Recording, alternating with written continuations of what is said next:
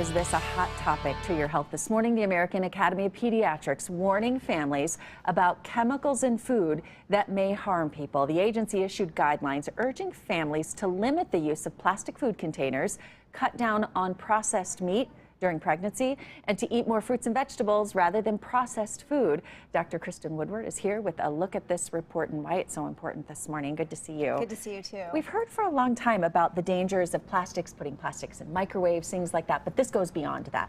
This does, and this policy is actually outstanding. It's asking the American Academy of Pediatrics is asking the Federal Drug Administration and the U.S. government to relook at these chemicals that are added to our foods. We know that over 10,000 chemicals are added. Many of these were approved in the 1950s before they were tested, and there's emerging data over the past 20 years that they're having a negative impact on our kids' health. We know that many of these chemicals, like bisphenols, PFCs, nitrites, Where do we see that? Like, can we see these things? We're looking at some of them here. So, folks, if you recognize some of these words on the foods you're eating, you might want to take a second look and you might want to consider something else. So we're seeing things like bisphenols in canned goods. Do you see those ingredients? Can you look at the back of the can and see that? A lot of the times you cannot, and so it's a familiarity for the public, and that's the other thing the AAP is asking. There needs to be more transparency. Now, nitrates and nitrates we know they're in deli meats.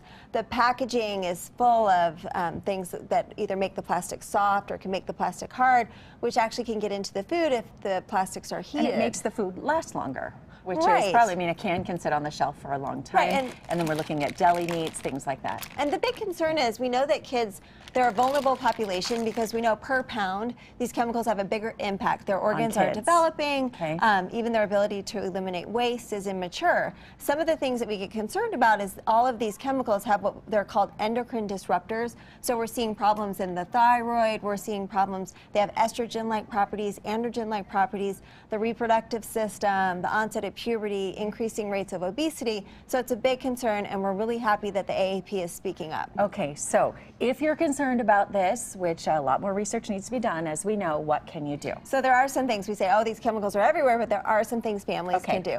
And the first is, again, do not microwave plastics. And even consider with baby bottles and sippy cups, don't put them in the dishwasher. What alternative would you give people then? Hand wash. Hand wash things, and then when you can use glass? Use glass and stainless steel for food storage and if you need to heat it up.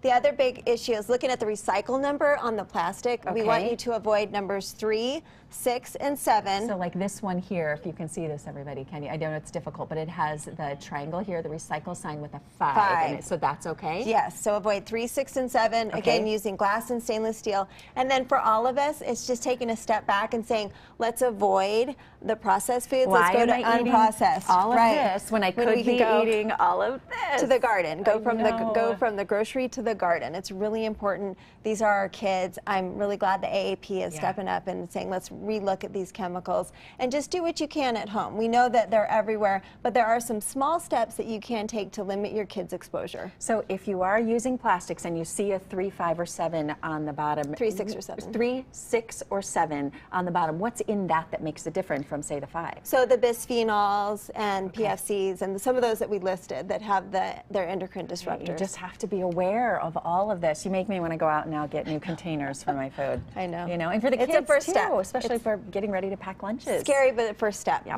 All right. Little by little. Thank you. Good to see you this morning. All right. It's almost 8 o'clock, and we are